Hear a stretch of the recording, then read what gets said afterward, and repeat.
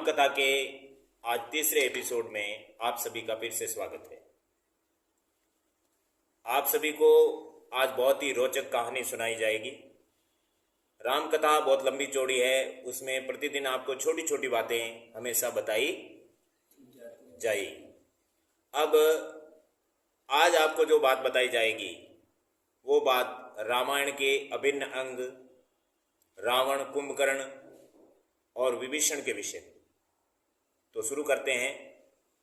आप सभी मेरे साथ में बोलेंगे, हाथ जोड़ के।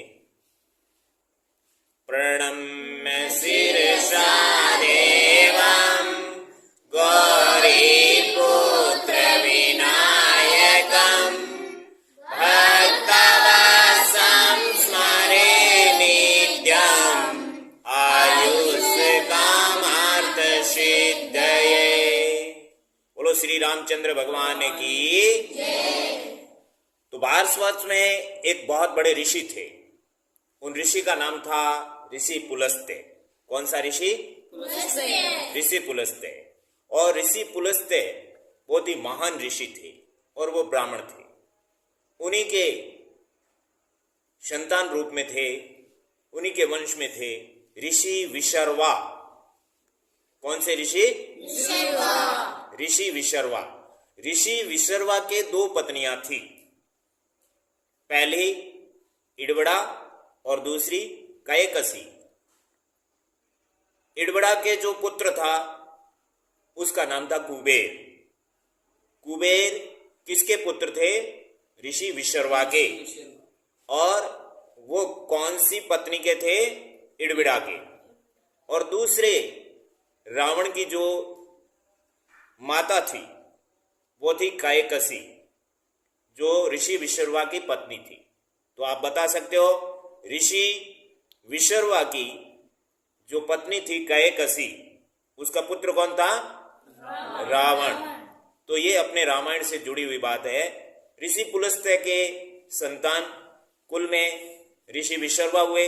ऋषि विशर्वा के दो पत्नियां थी, इड़विड़ा और कैकसी। इड़विड़ा के पुत्र थे कुबेर और कैकसी के पुत्र थे रावण, कुंभकर्ण और विभीषण। और ऋषि विशर्वा की एक पुत्री भी थी, उसका क्या नाम था? शूर्पणखा, जो कि रावण की बहन थी। रावण की बहन का नाम क्या था? शूर्पणखा। इस तरह से जो ऋषि विशर्वा बहुत ही महान ऋषि थे भारतवर्ष में। अब बात करते हैं राम कथा के विषय में, जो शुरुआत से लगाकर किस तरह से आगे चलती है। एक बार कैलाश पर्वत पे भगवान शिव बैठे थे और पार्वती ने ये इच्छा जताई कि हमारे घूमने फिरने के लिए, विहार करने के लिए एक ऐसी जगह होनी चाहिए जहां पर हम अपना विचरण करें और अपना जीवन आनंदमय बनाएं। तो भगवान शिव ने एक सोने की लंका का निर्माण किया जहां पर शिव और पार्वती घूम सकें, फिर सकें और विहार करने के लिए एक जगह बना दी। वो थी लंका, श्रीलंका, जो सोने की बनाई थी पूरी की पूरी और बहुत ही सुंदर बनाई थी, मोती के समान। इस तरह की लंका फिर ऋषि विशर्वा, जो कि भारतवर्ष में रहते थे, भारत देश में रहते थे, और उनके जो बड़े पुत्र थे उनका साम्राज्य, कुबेर का साम्राज्य भी यूपी के किसी क्षेत्र में बताया जाता है, जो उत्तरी भारत में कुबेर का राज्य था और वहां पर कुबेर राज्य करते थे। अब ऋषि विशर्वा ने चारों वेद याद कर लिए। रावण के पिता ऋषि विशर्वा ने क्या किया? चारों वेद याद कर लिए। चारों वेद याद कर लिए तो चारों वेद क्या, आज तो एक प्रश्न भी याद नहीं होता बच्चों से, एक श्लोक भी याद नहीं होता है।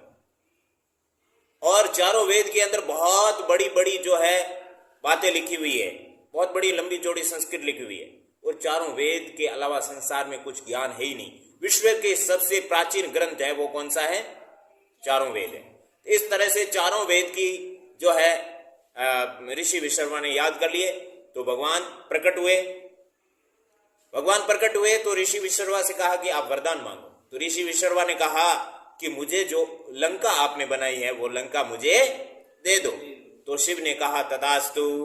शिव ने लंका है वो किसको दे दी? विश्रवा को। अब उसके बाद में ऋषि विश्रवा के जो कैकसी के पुत्र था वो रावण था, और कुंभकर्ण और विभीषण, और कौन थी? शूर्पणखा। ये सभी कहाँ रहते हैं? लंका में। और इड़विड़ा का जो पुत्र था वो सौतेला भाई रावण का कुबेर, वो कहां पर रहता है? उत्तरी भारत में। अब ये कहानी आप याद रखना, कई एपिसोड बाद में ये कुबेर का फिर से प्रसंग आएगा, क्योंकि फिर राम कथा है, राम का वर्णन करना वहां पर वापस जाना पड़ेगा।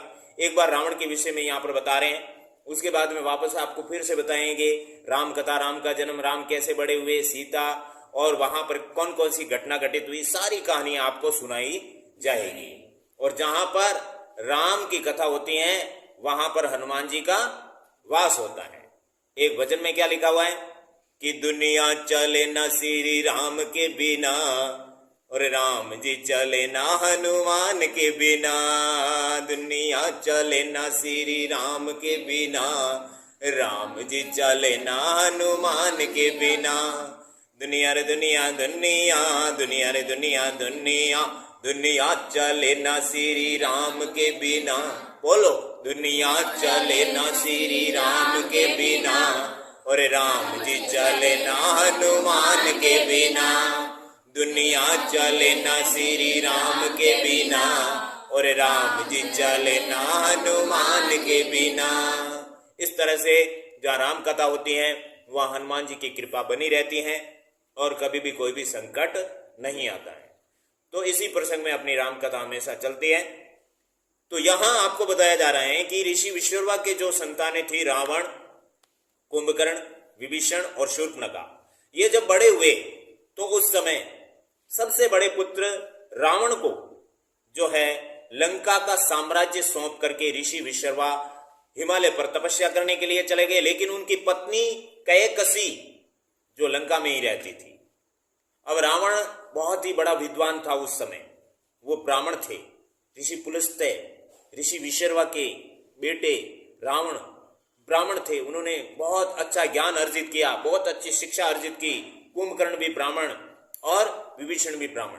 अब बहुत बड़ी अच्छी शिक्षा प्राप्त कर ली और हजारों वर्षों तक उन्होंने वहां पर लंका में शासन किया। अब इसके बाद में धीरे धीरे रावण में अहंकार आने लगा, तो उन्होंने अपने साम्राज्य को बढ़ाना शुरू किया। और भारतवर्ष ही नहीं, ये पृथ्वी नहीं, उन्होंने पृथ्वी से ऊपर स्वर्ग लोक पर भी अपना शासन स्थापित करने की इच्छा जताई। इस तरह से रावण है वो आगे से आगे अपना जो है विकास नहीं कह सकते, महत्वाकांक्षा बढ़ाने लगे। इस तरह से रावण के भी जो है विवाह हुआ था। वो रावण का विवाह किससे हुआ था? मंदोदरी से। और मंदोदरी कहाँ की रहने वाली थी? जोधपुर।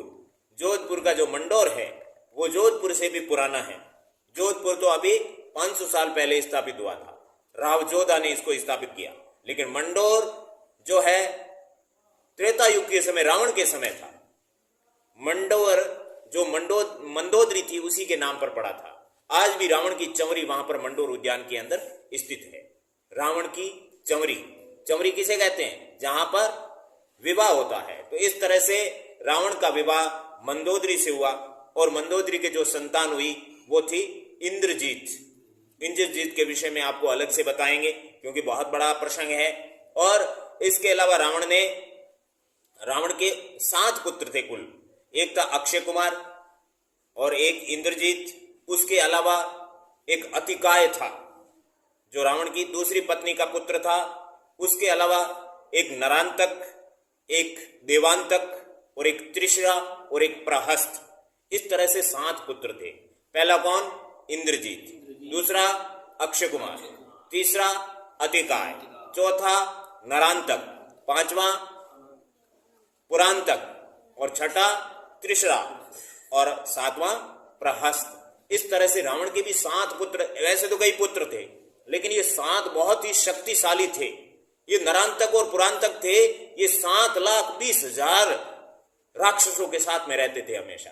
इस तरह से जो बहुत सारी बातें रामायण में लिखी हुई है जो कि अपन टीवी में नहीं देख पाते हैं। इस तरह से रावण और इसी तरह से कुंभकर्ण के भी 3 पत्नियां थी। राजा बाली जो सुग्रीव के भाई बाली की पुत्री, उसका विवाह भी किससे हुआ था? कुंभकर्ण से हुआ। इस तरह से विभीषण, ये तीनों भाई तपस्या करने के लिए जाते हैं। तो तपस्या पूर्ण होने के बाद में रावण ने तो अमरता का वरदान मांगा, लेकिन ब्रह्मा जी ने अमरता का वरदान नहीं दिया। ब्रह्मा जी ने कहा कि तुम्हारी जो नाभि है उसमें हम अमृत भर देते हैं और वो अमृत सूखेगा भी नहीं और तू कभी मरेगा भी नहीं। इस तरह से रावण अमर हो गया। परंतु जब युद्ध हुआ तो भगवान राम ने बाण मार मार के 9 दिन तक बाण मारे और 9 दिनों से अमृत है वो सूख गया। और जैसे ही रावण व्याकुल हुआ तो राम ने रावण का वध कर दिया। इस तरह से ये बहुत बाद की बात है, ये भी बात आपको बाद में बताई जाएगी विस्तार से। और उसके अलावा कुंभकर्ण है, वो कुंभकर्ण ने जो वरदान मांगा था, वो कुंभकर्ण स्वर्ग का राज्य चाहता था। तो उन्होंने इंद्र का आसन मांगा, लेकिन जब इंद्र को ये बात पता चली, इंद्र सरस्वती के पास गए। इंद्र किसके पास गए? सरस्वती के पास। सरस्वती के पास में जाकर के कहा कि इस तरह से कुंभकर्ण है वो अब मेरा इंद्र का आसन यानी स्वर्ग ले लेगा। तो सरस्वती ने कहा कि मैं इसकी व्यवस्था कर दूंगी, आप चिंता मत करो। तो इसके बाद में जैसे ही वरदान मांगा तो सरस्वती ने कुंभकर्ण की जीभ के ऊपर जाकर के बैठ गई और कुंभकर्ण ने इंद्रासन की जगह क्या बोल दिया? निंद्रासन चाहिए। तो ब्रह्मा जी ने कहा तथास्तु। इस तरह से कुंभकर्ण को निंद्रासन प्राप्त हो गया। कुंभकर्ण को कौन सा प्राप्त हुआ? निंद्रासन। अब विभीषण ने अपने वरदान में क्या मांगा? विभीषण ने कहा कि मुझे तो श्री राम के दर्शन चाहिए। और विभीषण को किसके दर्शन का वरदान मिला? श्री राम के दर्शन का वरदान मिला। इस तरह से तीनों भाई वरदान पर प्राप्त करके जो है लंका में वापस आए और इसके बाद में उनका साम्राज्य आगे से आगे चलता है। और इसके बाद में रावण ने जो 9 ग्रह है, इन 9 ग्रह को भी बंदी बना लिया था। सारे दिक्पाल, पवन, वायु, सूर्य, चंद्रमा सबको बंदी बना लिया। एक बात जो रामायण में नहीं बताई जाती है मैं आपको बताता हूं कि रावण ने सूर्य को बंदी बना लिया था और उसकी रसोई में कोई आग नहीं जलती थी। उसकी रसोई में सूर्य आकर के अपना प्रकाश, अपना ताप करता था और रसोई पकती थी। रात के समय चंद्रमा वहां पर शीतलता देने के लिए, चांदनी बरसाने के लिए, उजाला करने के लिए उसके महलों में आता था। और उसके झाड़ू निकालने के लिए कोई व्यक्ति नहीं रखा हुआ था। झाड़ू निकालने के लिए पवन देवता खुद आते थे और वहां पर जोर की हवा निकलती थी और वहां पर जो है वायु देवता हवा से झाड़ू निकालते थे। इस तरह से 9 ग्रह को रावण ने अपने पास में बंदी बना लिया था। और उसके बाद में इंद्र को भी बंदी बना लिया। और इंद्र को बंदी बनाने के लिए उन्होंने अपने पुत्र मेघनाथ की भी सहायता ली थी। ये सारी बातें आगे विस्तार से बताई जाएगी। राम कथा का, श्री रामायण का 3रा एपिसोड यहीं समाप्त होता है। 4थे एपिसोड में हम आपको फिर नई बात सुनाएंगे। जय श्री राम।